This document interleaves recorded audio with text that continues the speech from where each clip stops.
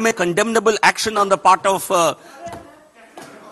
this was a condemnable action on the part of the Congress party. This is yet another attempt by another Congress inspired person who comes in here to show the same kind of mentality. I think I would request all of you to please continue sitting here. We would, because भाजपचे GVL नरसेराव यांच्यावर हा बूट फेकण्यात आलेला आहे. असे प्रकार आपण आता वारंवार पाहिलेले आहेत. हे काही प्रकार आत्ताचा नवीन नाहीये. मात्र पत्रकार परिषदेमध्ये अशा प्रकारे बूट फेकणं, यादव यांची पत्रकार परिषद ही सुरू होती आणि ही पत्रकार परिषद संपल्यानंतर त्यांच्यावर बूट फेकण्यात आलाय. ज्याचा हा बूट फेकलेला आहे त्याला देखील त्यानंतर पोलिसांनी ताब्यात घेतलेला आहे.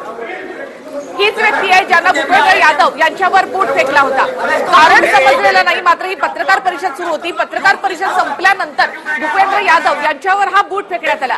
बूट फेकणारी जी व्यक्ती आहे त्याला देखील आता पोलिसांनी इथे ताब्यात घेतलेला आहे. पत्रकार परिषदेसाठी पत्रकारांची गर्दी या ठिकाणी होती, कॅमेरे लागलेले होते आणि त्याच वेळेला भूपेंद्र यादव यांच्यावर हा बूट फेकण्यात आलाय.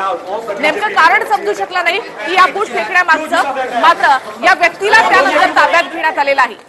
क्यों जूता फेंका आपने? क्यों जूता फेंका आपने? प्रेस कॉन्फ्रेंस के बीच जूता क्यों फेंका आपने? अरे चलो इसको लेके जाओ, लेके भाई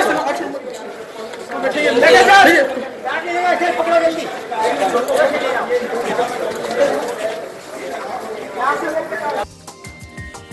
हा व्हिडिओ तुम्हाला आवडला असेल तर असे आणखी व्हिडिओ पाहण्यासाठी TV9चं YouTube चॅनल सबस्क्राइब करा, बेल बटन दाबा.